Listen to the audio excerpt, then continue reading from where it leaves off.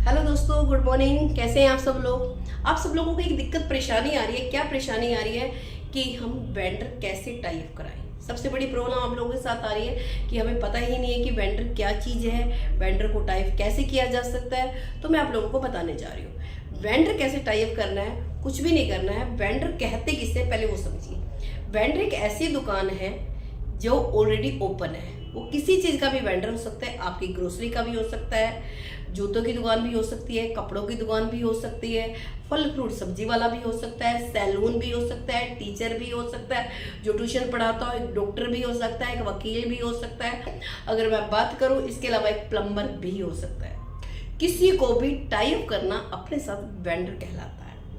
अब वेंडर कैसे टाइप करना है, हर किसी पे अलग अलग मार्जिन है। ग्रोसरी पे बात करूं तो 7% है जो लोगों को देना होता है। बाकी सारी चीज़ों पे 15 से 20% तक का देना होता है मार्जिन। क्या है, मैं आप लोगों को बताने जा रही हूँ कि वेंडर टाइप कैसे करना है। कुछ नहीं है, आपको किसी शॉप के पास जाना है। अगर आपके पास खुद के पास कम से कम 50-100 कस्टमर हैं, तभी आपका बर्डन भारी रहेगा, तभी जाना है आपको। उससे पहले नहीं जाना है। क्यों नहीं जाना है कि होता क्या है कि सामने वाले को दोगे क्या, अपना वजन भारी करना। इसलिए पहले 50-100 लोगों की टीम बनाएं। उसके बाद अपने एरिया में जाएं, जिस दुकान को आप टाइप करना चाहते हैं उसके पास जाइए। मेरा नाम रेखा कुकरेजा है। मैं एनवी शॉपी से आई हूँ। मुझे कोई एक ऐसी शॉप चाहिए जिसकी सेल कम हो रही हो, हम उसकी सेल को बढ़ाना चाहते हैं। क्या आप ऐसी किसी दुकान का या किसी शॉप का मुझे बता सकते हैं, रेफर कर सकते हैं? जब आप किसी शॉप वाले को ऐसा कहेंगे, क्या आपको लगता है कि वो दूसरे की किसी का रेफर करेगा? वो कहेगा दूसरे का नहीं पता मुझे ये बता दो मुझे करना क्या है। तो आपको करना क्या है, तब उससे पूछिए कि कम से कम इसको बताने के लिए मुझे आधा घंटा चाहिए। अगर आधा घंटा आप मुझे दे सकते हैं तो मैं आपकी सेल को बढ़ा सकता हूँ। वो कहेगा बिल्कुल। तो वो आधा घंटा प्रॉपर आपको ही देगा, किसी और को नहीं देगा। फोकस आप ही रखेगा, क्योंकि जब आपने पहले से टाइम ले लिया, अगर सीधा जाके बोलने लग जाओगे तो वो नहीं देगा आपको टाइम, वो सुनेगा ही नहीं ध्यान से।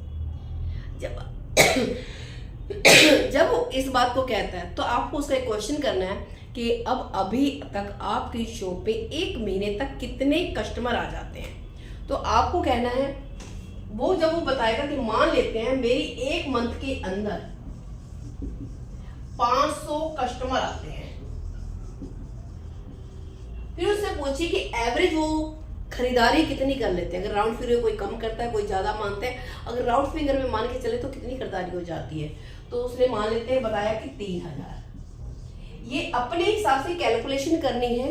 कोई 500 भी कह सकता है, 100 भी कह सकता है, 200 भी कह सकता है। उस हिसाब से खरीदारी 3000 भी बोल सकता है, 2000 भी बोल सकता है, कुछ भी बोल सकता है। तो उसके हमने सिर्फ आइडिया लिया इस तरह से करके। तो ये कितना होगा, 5 ये 15, 3 और 2 5 0, कितना होगा 15 लाख रुपए। ये 15 लाख की उसकी सेल हो रही है। 15 लाख की उसकी अभी तक सेल हो रही है। अगर मैं एक आम दुकानदार की मैं बात करूं, कम से कम 10% तो मार्जिन मिलता ही है।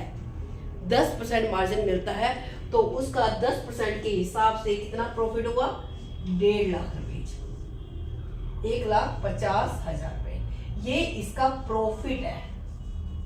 ठीक है।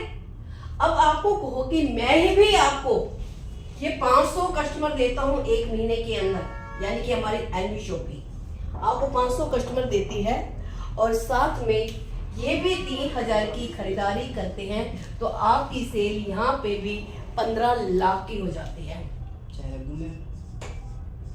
यहाँ पे 15 लाख की हो जाती है, 15 लाख की हो जाती है। और यहाँ पे भी आपका 10% के हिसाब से 1.5 लाख का प्रॉफिट होता है, 1,50,000 का प्रॉफिट होता है। लेकिन मैं आपकी सेल को बढ़ाऊंगा क्यों? इसके लिए मुझे भी तो कुछ ना कुछ चाहिए होगा, है ना। तो इसके लिए आपको क्या होगा, इसे 1.5 लाख में से 7% आपको कंपनी को देना होगा। 7% क्या करना होगा, कंपनी को देना होगा। अगर 7% की मैं बात करूं तो यानी कि 1,05,000 रुपए आपने कंपनी को दिए और 45,000 आपका नेट प्रॉफिट हुआ। और 1,50,000 और 45,000 कितना हुआ, 1,95,000, 1,95,000 आपका नेट प्रॉफिट हुआ। आपकी सेल बढ़ी या घटी? बढ़ी ना। टाइम तो आपको उतना देना है, सब कुछ उतना करना है ना, अलग से कुछ नहीं दिया। ये तो कुछ नहीं, ये तो अभी स्टार्टिंग है, आगे आगे देखो होता है क्या। क्योंकि अभी जो आपका कस्टमर ये वाला था परमानेंट नहीं था। कोई भी कस्टमर परमानेंट नहीं है, कभी आएगा कभी नहीं आएगा। लेकिन जो ये एनवी का कस्टमर था ये आपका परमानेंट कस्टमर, क्योंकि बार बार रिपीट होगा। जो हम 7% लेते हैं इन्हीं कस्टमरों को बांट देते हैं ताकि आपके पास बार बार रिपीट हो, और लोगों का प्रमोशन भी करेगा।